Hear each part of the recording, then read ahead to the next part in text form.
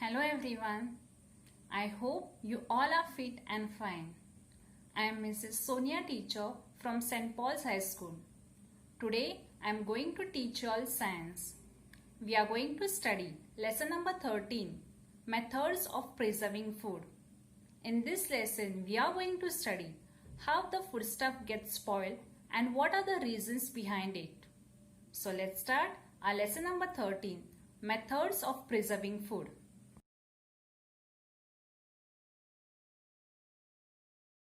This lesson, which I am going to teach you all today, that is lesson number 13, methods of preserving food, is very interesting lesson, which would not only be related to your academic portion, but also very helpful and useful in your day-to-day life.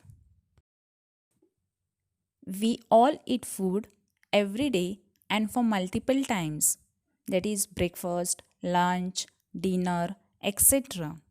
And for that we need stock of rice, pulses, vegetables, etc.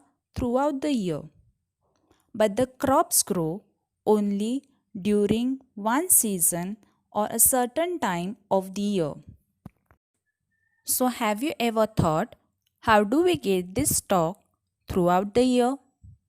It means we have to store and protect the crops throughout the year till the next season arrives. Different foodstuffs are produced in different places and these have to be maintained and stored properly and carefully in a good condition so that it can last longer and can be transported to the long distance places. Now let's take an example. We have curd, butter, eggs, paneer, milk, etc., which can be spoiled or broken easily and which need to be transported from dairy or poultry farm to the consumers in a good condition. Now children, tell me, why do we preserve food? Like we discussed, different fruits and vegetables are available in abundance in different seasons. Now what is the meaning of abundance? Abundance means a very large quantity of something. That is, different fruits and vegetables are available in a very large quantity in different seasons. For example, mangoes are available in summer season. Strawberries and oranges are available in winter season. And lychees are available in rainy season. Children, you must have observed that there is a huge sale of production of these vegetables and fruits in that particular season, and also these vegetables and fruits taste their best in that particular season. For example, mangoes. Children, I know you all love mangoes. Mangoes are available only during the summer season, but we want them throughout the year. So tell me, what do we do about it? We try to preserve it in different ways so that we can enjoy yummy, tangy, juicy, and sweet mangoes throughout the year. We preserve them in different forms like papad, mango pickle, mango squash, mango murabba, mango jam, etc., and the different others form also. Similarly, there are many fruits which are produced in a particular season and in a large quantity, and we have to preserve them to avoid spoilage and wastage. There are different forms in which food is preserved. As you all know about these different forms, we eat them in our daily food like papad, jam, pickle, onion, fish, masalas, etc., which are prepared and preserved for the whole year in many homes.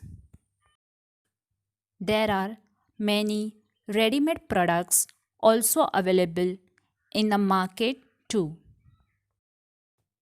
Now tell me, children, have you ever gone to grocery shopping with your mummy or daddy?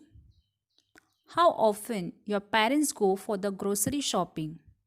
Maybe a few times in a month, but not every day. As you all know, due to corona pandemic, we cannot go again and again outside. So, we have to go only once or twice in a month for the grocery shopping. Then how do we store food stuff for several days? Avoid having to go to the market for the provision again and again. We store what we need for several days in our house. So, we should try to preserve the leftover food with the certain methods to keep it from spoiling. We preserve the food so that we don't waste it and we can use it for the next meal. Children, do you know how important is to reduce or stop food wastage?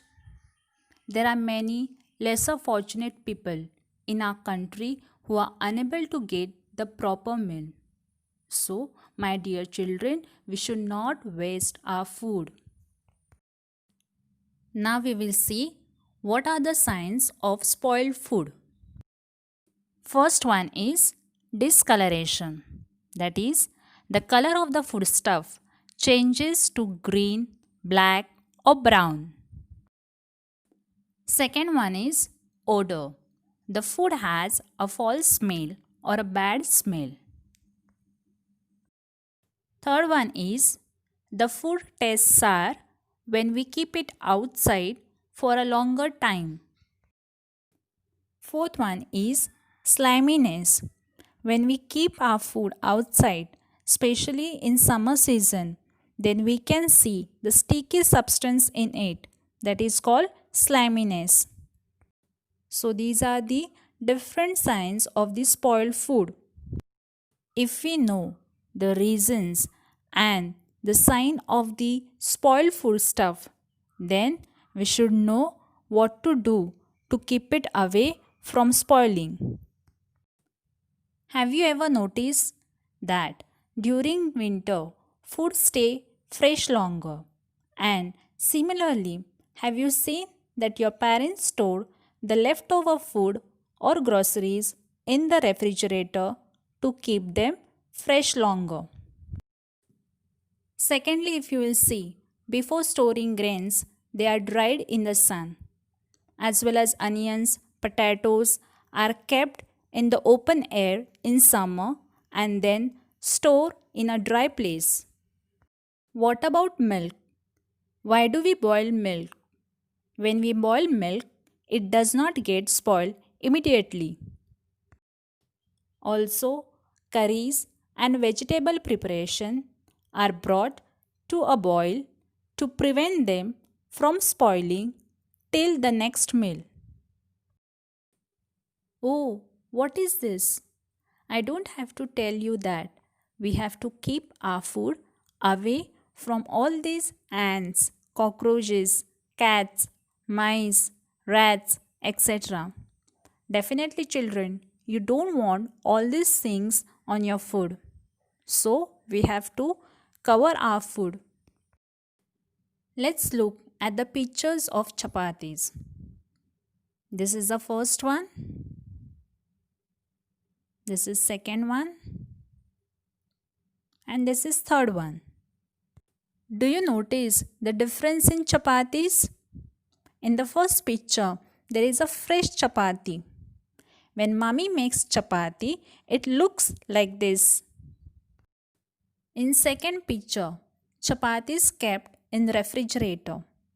We keep extra chapatis in refrigerator so that we can have it for the next meal.